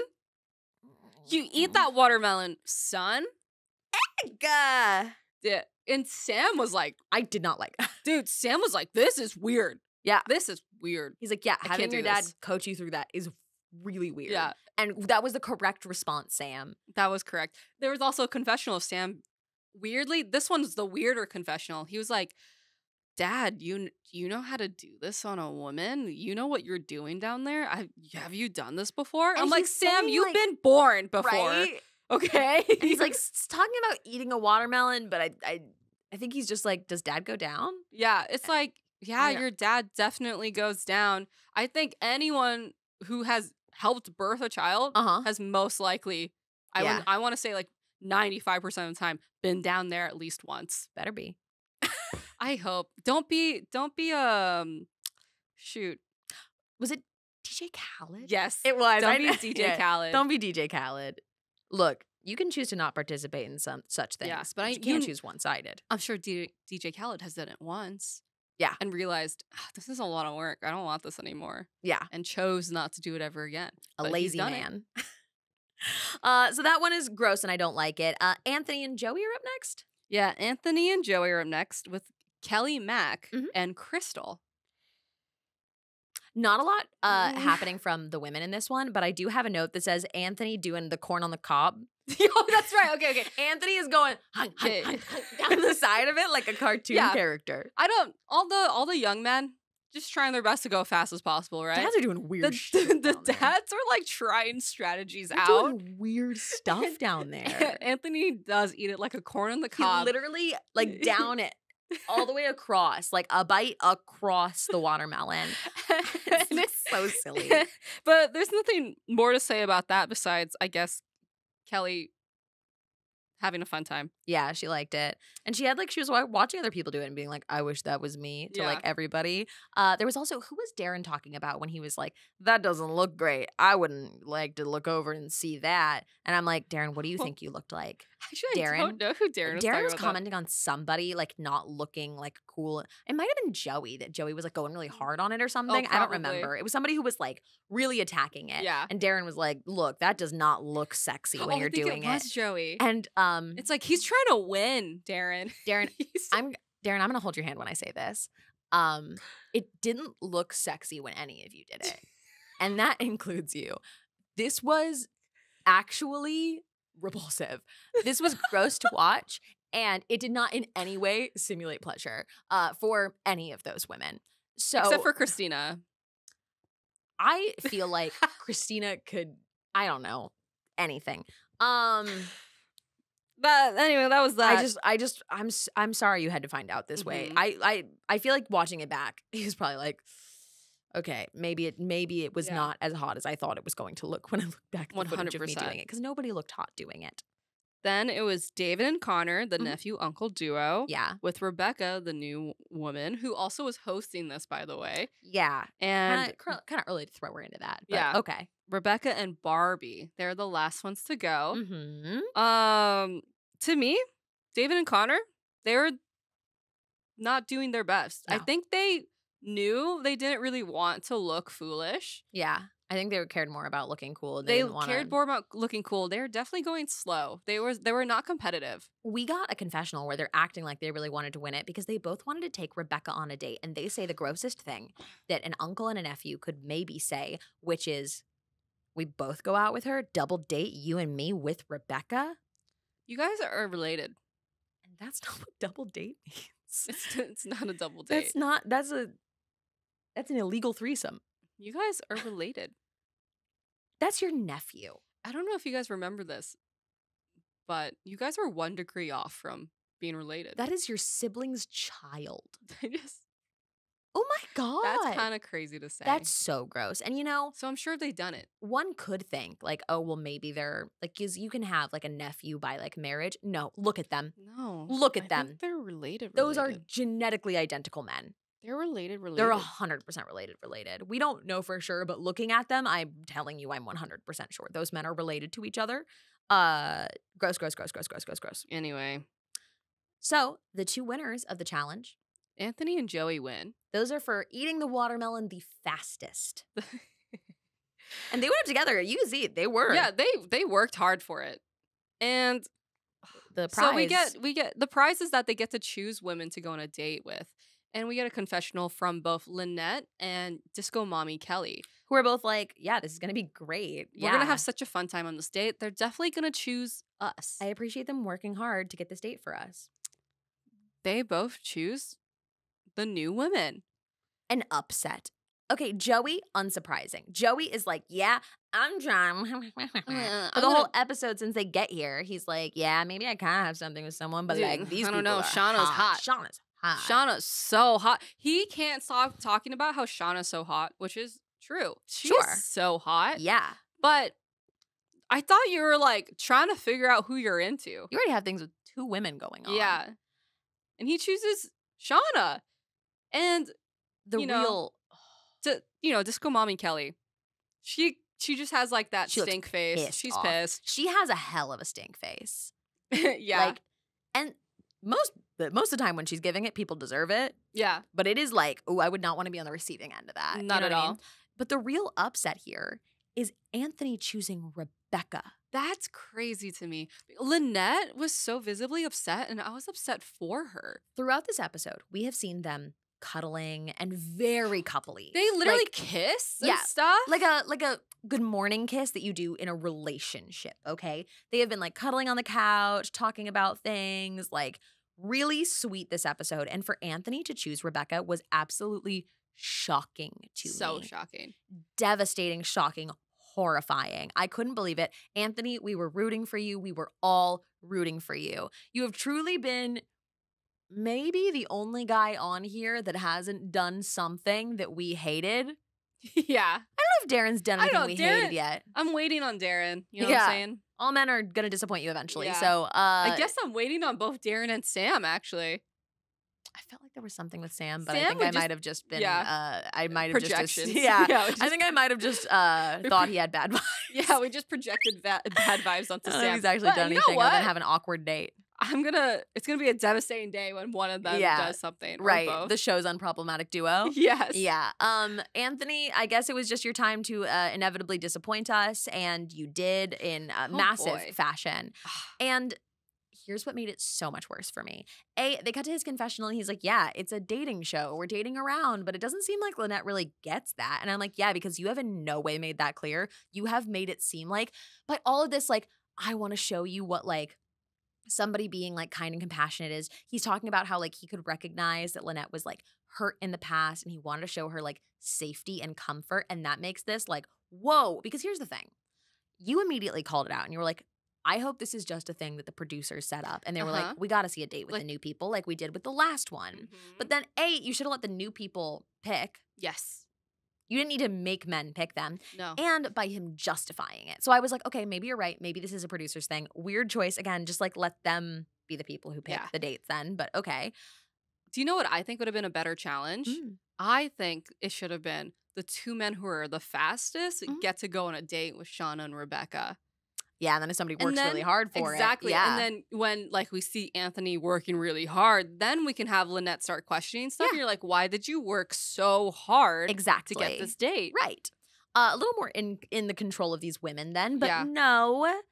And instead, Anthony in the kitchen with Joey and Lynette, and he's talking about how he's going to have such a good time on the date, and he's trying to be like, yeah, well, I'm really just excited to hang out with Joey. I'm like, don't try and play this off as something it isn't. Yeah. You know what you just did. Lynette's like, don't have too much fun. He's like, no, I'm going to have fun with my son. I'm going to have a lot of fun with responsibility. I see it, and I'm like, ooh, okay, danger, red flag. Red flags have come out. Like a million red flags emerged at once. Yes. And he says, I love a confident woman who's like sure of herself. And you're like that. It really felt like he forgot that they were dating, was like, oh, wait, yeah, Lynette, you're a confident woman. Because the vibe was that he was definitely talking about Rebecca.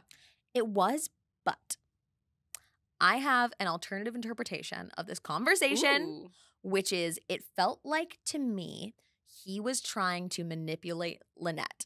To make sure, like, love bombing almost. It's like, it's not just love bombing. It's like, well, you want to be attractive to me. I find confident and secure women attractive. So you wouldn't want to do anything unattractive, like get jealous about me going on this date, right?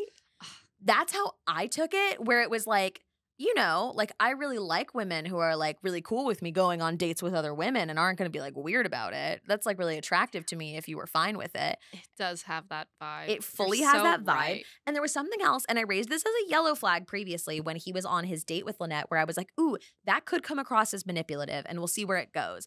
And I'm starting to think all of his smooth talking, he might be like really manipulative. Yeah. I don't know for sure, but I am curious because I was like, yeah, but that was the most outright manipulative thing he has said so far. 100%, and I did not like it. And there was like no going around him oddly saying he's into confident women and pausing and looking at Lynette going, you're that? Yeah. Like that's such a weird vibe. You wouldn't want to. Weird. Hated it. Whatever the interpretation of it, there is literally no good thing. I don't think there is any good thing there. And man, we get this like really sad confessional from Lynette about how she feels like she's never been good enough, never been like prettier enough, has never been successful enough, has never been thin enough. I'm like, oh, man, Lynette, you're so hot. Yeah. Do you remember what you look like in that green dress? Damn. Holy damn. Yeah. You look so great in the morning. You look great all the time. All the time. These beautiful photos you just took. All of it. And I don't want someone like Anthony, who's just a smooth talker now, to like make you feel unsure of yourself because Damn. And it seems like maybe he's trying to, and I don't like that. Mhm. And you know what else I don't like? I don't like women getting the like brunt of your frustration Yeah. for men's actions. Because here's the thing. They come in, they make you feel insecure because the men haven't made you feel secure, like able to trust them, right?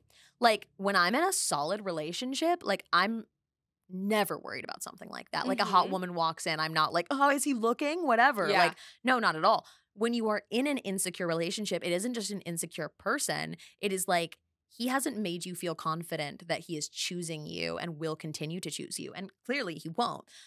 So she's saying all of these like nasty things about these other women because she's taking it out on the women instead of the man that is not making you, like, not showing up for you in a way that makes you feel confident and secure. And then at the end of the episode, when he picks her, it validates that of her being like, see, I am not good enough for Anthony. Like, we don't. Yeah. And screw her, Yeah. you know, for getting picked over me. And I'm like, that's so much. That's a lot to deal with. It's a lot to put on other women. This is just your reminder that hold men responsible for their actions. This is also your reminder to not fix men. I don't know. Maybe you deep down found like this little nugget of fixing in Anthony. And that's what you like. Yeah. You know, like that makes me think like, oh, did you sense that Anthony is a man to fix and that's why you're into him and it feels like different for you? Yeah. And now we are actually seeing it. Yeah. That he does need fixing. Yeah. It seems like he's a player. Yeah. Fix your friends, fix your family. Do not fix men. Do not fix them. Yeah. Honestly, only go so far on your friends and family too. And that is the end of the actual episode. We get a little bit of a preview of the next episode. We get a preview of like the next million episodes. I don't know. The next 10 years of seasons of it. It feels like an absolutely absurd amount of things. This was episode 7. We believe it's a 12-episode season. Yes. So I think we're seeing all the way through to the finale when they're like dressed up and making their choices in it. So they give us a preview of everything. Some of the things that we see in the preview. One, we were hoping. We were like, I hope this date is nothing. I hope it is just like him being like, oh, hey, welcome to the house. Hi, anyways, I'm going back to Lynette. We see that it definitely isn't. We see them kiss. We see them kiss, and we even see them kiss like casually with in the house. In the house, her sitting on the couch, him walking by and giving her a little peck on the lips. Wild. We see like a lot of like strange things happening, different people kissing different people that is unexpected. And then we see more people arriving at the house. I can't keep up. That's right. I can't keep up. It's too many. Like two more men? 2 more men. That makes no sense. Why are there so many people showing up? Why did we send people home if we're just gonna get more? That's the reason they're like, hey, we can only the fire code of this house. Yeah, like 20 people. It's like out with the crew. Old, in with the new, I guess. But like, my God, yeah. Why are we doing this? It's too many this Terrible. season. I understand that you wanted to do something different than last season, but like, it's a bit much. And everybody in our like live watch along chat too was like another one. And it's not like, whoa. It's like, like I already can't remember the gingers' names. Yeah. I already think of them as oil guy and fitness entrepreneur. That's it. I forgot what he does, to be quite honest. Because he didn't say. He made it completely unclear. Any man who uses entrepreneurs because they don't want to say that they're like not really employed. That's it. And the other guy's big oil. So like that's all I know about them at this point. And that, I don't know, they're probably having sex with the same women. Like that's my interpretation of them. And I continually forget their name. I'm not ready for more people. We just got 2 more women. We're getting 2 more men. It's a lot of people in a house. Give me a minute. Are we gonna like also eliminate women from the house now that 2 more are here? Are they lucky that Jamie left so She's that we here. can have 2 more? They're not gonna fit on this board. I know. They're have to get a whole new board. Wait, this is maybe we have another row. We can scoot them down. Yeah, we'll scoot them down. But like, I don't know, you guys. It's a lot to keep up with. Yeah. All right. And I think it's too many additions. Cut them to smaller squares. Or Yeah, something. we do need. We have some rearranging to do on our board, of course. We took down the love connections because there's just so much happening. People coming, people going. A lot of messiness. It's way too messy. But we're gonna have to cut some of these in half. Yeah. Get some of these folks out of here that went home during this. I feel like of all weeks for us to be unavailable to record an episode, a lot happened while we were gone. Yes, so literally, we were seeing on crazy. Instagram. We waited to watch it together. I love that for us. I know, we didn't even ask each other. I just didn't watch it. Same. It didn't feel right. It didn't. It really didn't. It wouldn't be the same. So I saw on Instagram, though, I know we both did immediately, that like as soon as the episode's posted, we see that people were going home. Yeah. There is a thing, and people were commenting on this for Love is Blind this last year, of like what happened to NDAs on reality shows, where like you're not seeing everything on social media before or as it happens. And I do kind of agree with that. It's very interesting of like, now when you're scrolling your TikTok feed, even if you're not following people, if you're keeping up with one of the big reality shows, you're usually getting like spoilers from it because people are posting things. Whatever her name was, who was like posting photos for, or like videos from the guy's house that like we didn't know if they ended up together yet. It was like, whoa. But then, like, we all are like internet sleuths, and we're just like, that window is his window from the show, and that corner of the bed is his corner of the bed. She did it on purpose. 100. She totally know. Absolutely. That's like 100%. Like 100%. She did on like, I don't know. That's just like a thing I would do if I was like trying to gain attention on the internet. Yeah, and I was like trying to find the best spot of a window. Nobody wants to film themselves at a man's house. No. Also, the windows in the background. So what lighting are you getting? Yeah. It wasn't like, oh, well, this is just the most ideal filming conditions for me. Like, anyways, all of that is to say, we found out before the episode happened, but there was still a lot more to find out on the watch. Yes. For sure. So we'll be rearranging our board a little bit for next week's episode. We are back on schedule for a bit. Yeah. I think we should be for the until foreseeable proven otherwise. Yeah.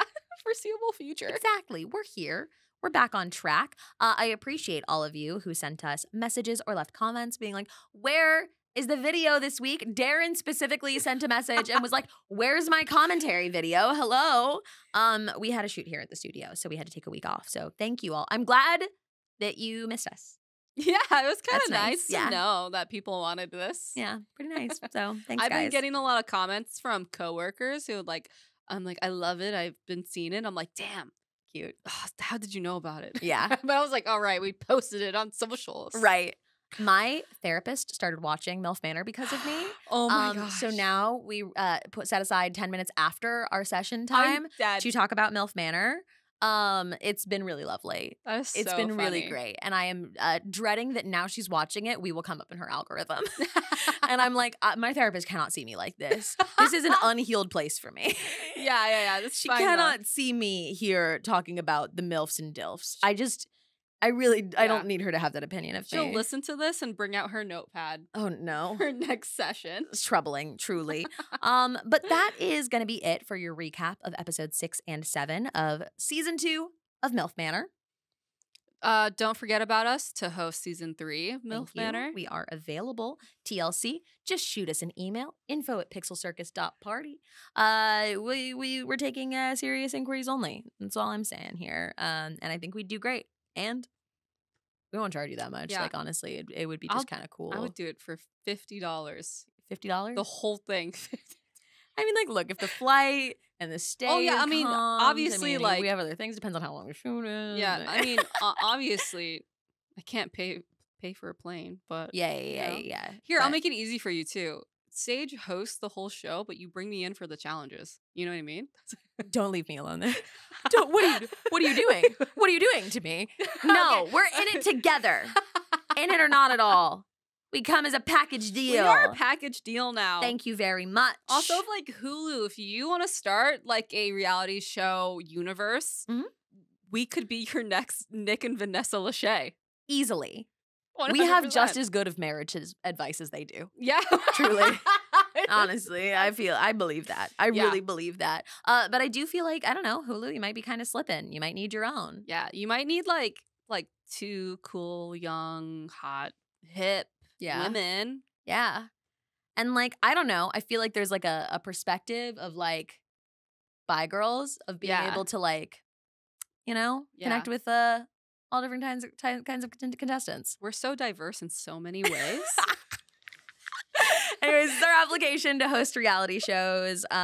Thank you very much for passing this along to your favorite reality show networks. That's it.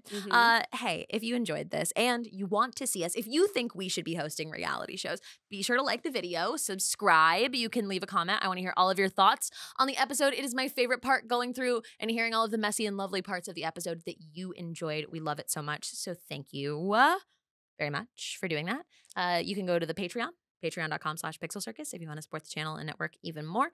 That's cool of you. It's just like a neat thing that you can do. You can try it for free and then stick around if you want. Yeah. If you're into that. Do you have a free tier? There's a free trial. You can do a 7-day free trial where you get full access to all the content. Wow. So you can just like binge watch as much as you can in 7 days and then cancel it if you want. I don't care. Yeah. It doesn't change anything for me. A little sneak peek. Yeah, that's it. Kendelle, where else are you on the internet? You can find me on all the socials at Kendelle Lynn. Saige, where can they find you? You can find me everywhere on the internet at Not Saige. I don't know why it was so... The up was unnecessary. That was a first, and I didn't like it. Anyways, Daddy's out. Daddy's out.